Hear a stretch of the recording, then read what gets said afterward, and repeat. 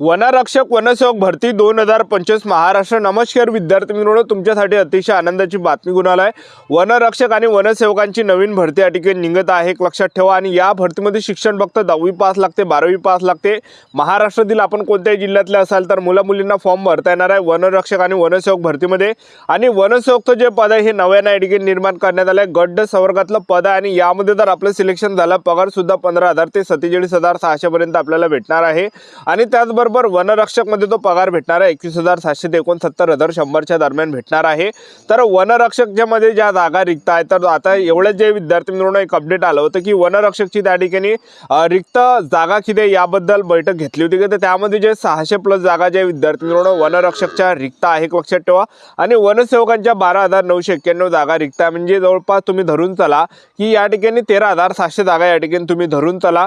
तर येणाऱ्या दिवसामध्ये ही भरती या ठिकाणी निघत आहे। आणि भरपूर विद्यार्थ्यांच्या वारंवार एकच कमेंट होती की सर वनरक्षक वनसेवकांची भरती कधीपर्यंत निघणार आहे, यावर एक व्हिडिओ बनवा। तर मेन तुम्हाला याबद्दल सांगणार आहे कधीपर्यंत ही भरती निघणार आहे, त्याचबरोबर पात्रता वगैरे काय असणार आहे, उंची वगैरे काय लागणार आहे, छाती किती, ग्राउंडला कोणकोणते लेखी परीक्षेचा अभ्यासक्रम काय, निवड प्रक्रिया काय, संपूर्ण माहिती मी तुम्हाला सांगणार आहे।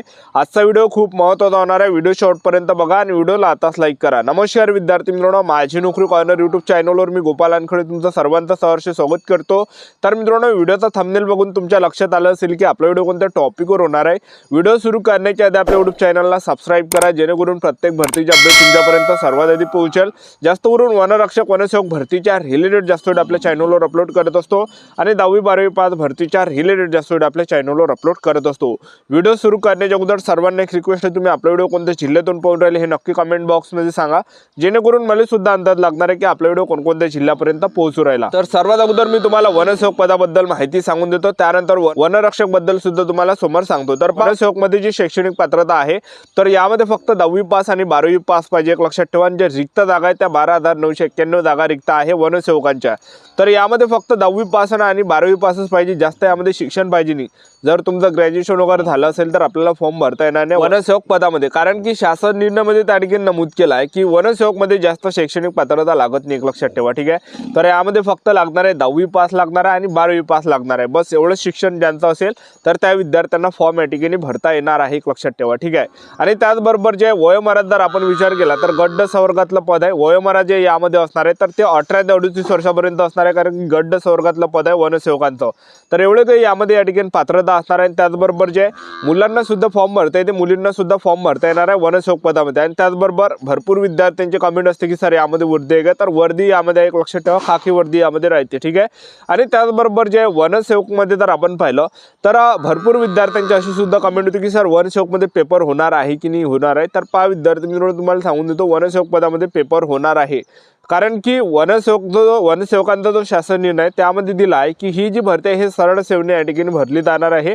ज्या पण सरळ सेवेने भरती घेतल्या जात असते त्यामध्ये पेपर राहते, तर यामध्ये पेपर राहणार आहे। सेम वनरक्षक सारखा पॅटर्न या ठिकाणी असू शकते, एक लक्षात ठेवा, ज्यामध्ये सामान्य ज्ञान असन, त्याचबरोबर मराठी व्याकरण झालं, इंग्रजी ग्रामर झालं, ठीक आहे, त्याचबरोबर बुद्धिमत्ता चाचणी झालं, ह्या काही या ठिकाणी आपल्याला सिलेबस या ठिकाणी असू शकते।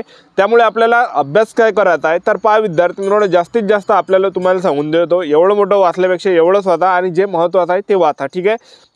तुम्ही वनसेवकची जर तयारी करत असाल तर वनरक्षकची करा आणि वनसेवकांची करा, एका याच्यात दोन याची तयारी करा, एक लक्षात ठेवा, ठीक आहे। आणि त्याचबरोबर जे विद्यार्थी मित्रांनो आपल्याला अभ्यास कुठून करायचा आहे, तर वनसेवक वनरक्षकचे जे विद्यार्थी मित्रांनो आपल्याला जे पेपर सेट आहे, जे प्रश्नपत्रिका संच झालेले आहे ते आपल्याला वाचायचे, ते जे विद्यार्थी मित्रांनो रिपीट करणार आहे, कारण की TCS कंपनी वनरक्षकांचा पेपर घेतो आणि वनसेवकांचा सुद्धा घेणार आहे।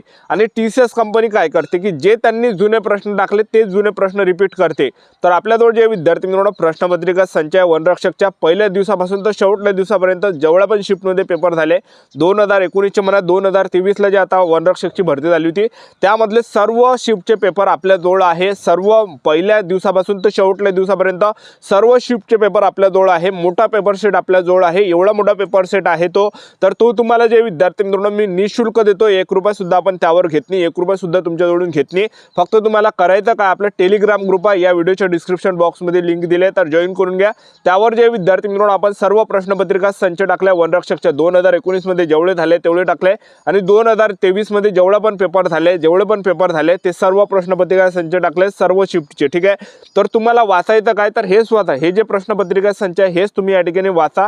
हेच प्रश्न जे विद्यार्थी मित्रांनो रिपीट होणार आहे, एक लक्षात ठेवा, किंवा त्याच्या रिलेटेड तर 100% होणारच आहे, त्या पातळीच्या रिलेटेड जे विद्यार्थी मित्रांनो पेपरमध्ये रिपीट होणार आहे, एक लक्षात ठेवा। ठीक आहे, तर ह्या गोष्टीत आपल्याला लक्षात ठेवायचं। आता भरपूर विद्यार्थ्यांचे कमेंट होते की सर वनरक्षक आणि वनसेवकांची भरती कधीपर्यंत निघणार आहे, तर पहा विद्यार्थी मित्रांनो, याच्या अगोदर सुद्धा महाराष्ट्र राज्याचे जे वन मंत्री आहे गणेश नाईक, तर यांनी जे विद्यार्थी मित्रांनो घोषणा केली होती की आपण वन विभागामध्ये जेवढ्या पण जागा आहेत त्या जागा आपण या ठिकाणी भरणार आहे। वनरक्षक झालं, वनसेवक झालं, त्याचबरोबर वन सर्वेक्षक झालं। ठीक आहे, तर ह्या जेवढ्या पण जागा आहेत त्या आपण या ठिकाणी भरणार अशी घोषणा याच्या अगोदर केली होती। आणि त्याचबरोबर जे महाराष्ट्र राज्याचे जे मुख्यमंत्री आहे माननीय श्री देवेंद्रजी फडणवीस यांनी सुद्धा याच्या अगोदर सांगितलं होतं की 2026 मध्ये सरकारी नोकऱ्याच्या जास्त जागा आम्ही या ठिकाणी काढणार आहे म्हणून।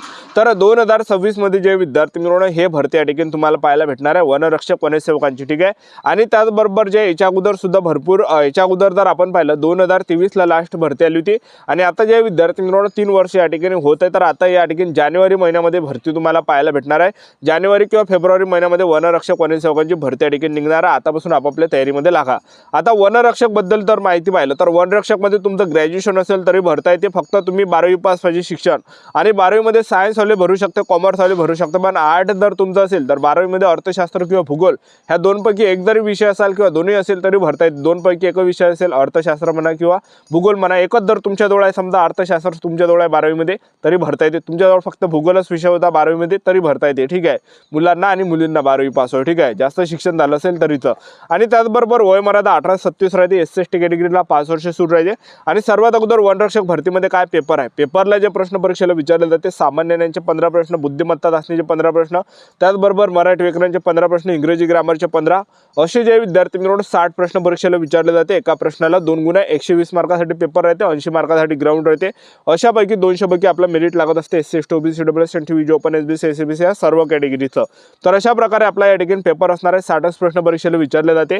आणि पेपरमध्ये जर आपल्याला पास व्हायचं आहे तर 60 पैकी जर आपले 27 प्रश्न बरोबर आले तर आपण या ठिकाणी पेपर पास असतो। कोणते category SC/ST OBC EWS NTV open SBC SCBC कोणते कॅटेगरीचे असाल, मुलं असाल किंवा मुली असाल तर आपण या ठिकाणी पेपर पास असतो। 60 पैकी जर 27 प्रश्न आपले बरोबर आले तर पेपरमध्ये निगेटिव्ह मार्किंग नसते आणि पेपरसाठी 1.5 घंट्याचा टाइम दिला जाते, तर चांगला टाइम या ठिकाणी दिला जाते, एक लक्षात ठेवा। ठीक आहे, अशा प्रकारे आपला या ठिकाणी पेपर असतो आणि पेपरामध्ये जे विद्यार्थी मित्रांनो या ठिकाणी निगेटिव्ह मार्किंग नसते, एक लक्षात ठेवा। ठीक आहे, आणि पेपर झाल्यानंतर दुसऱ्या टप्प्यामध्ये आपलं काय असते, यामध्ये ग्राउंड असते। तर उंचीचा जर आपण विचार केला तर पुरुष उमेदवारांसाठी जी उंची लागते 163 सेंटीमीटर लागते, महिला उमेदवारांसाठी उंची 150 सेंटीमीटर, छाती 79 सेंटीमीटर, फुगून 5 सेंटीमीटर भरली पाहिजे।